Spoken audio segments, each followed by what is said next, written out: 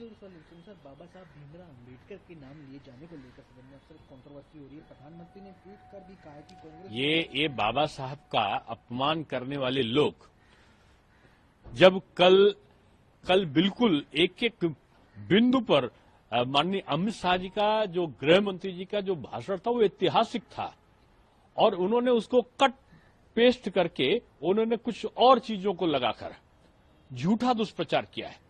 बाबा साहब को दो बार हराने वाले ये लोग हैं।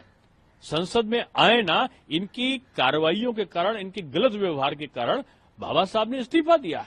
खुद इन्होंने लिखा था, नेहरू जी ने अपने एक अपने संबंधित को एक अपने लेटर लिख के कहा था कि जब राजा जी और अंबेडकर जी इस्तीफा देना चाहते थे तो उन्होंने कहा कि इनके जाने से नुकसान होगा। तो नेहरू जी ने चिट्ठी लिखकर कहा कि राजा जी के जाने को तो थोड़ा नुकसान हो सकता है, बाबा साहब को कोई फर्क पड़ने वाला नहीं। बाबा साहब के दुर्विरोधी लोग आज बाबा साहब का नाम लेकर वोट की राजनीति में झूठा दुष्प्रचार कर रहे हैं।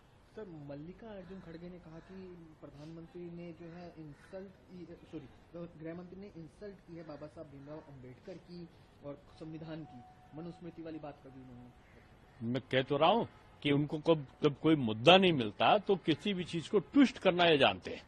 ये विदेशी एनजीओ के पोषित लोग, इनमें अब नैतिकता नहीं बची है। ये झूठ का पुलिंदा लेकर चलते हैं। आरक्षण खतरे में है, संविधान खतरे में है। अब इन्होंने नया सुगुफा कर दिया कि बाबा साहब का अपमान। अरे बाबा साहब का जो सम्मान सबसे ज्यादा मोदी जी के समय में हुआ है। ये इन्होंने तो उनको भारत रत्न भी नहीं दिया था। भारत रत्न तो जब भारतीय जनता पार्टी की समर्थित सरकार बनी तब बाबा साहब को भारत रत्न दिया गया। पंचतीर्थ बना ले। मोदी जी प्रधानमंत्री बनने के बाद सबसे बड़ा काम क्या किया कि बाबा साहब जहां पर उनका निर्माण हुआ था, जहां पर जन्म हुआ था, जहां पर पढ़ाई हुई थी, पंचतीर्थ बनाए।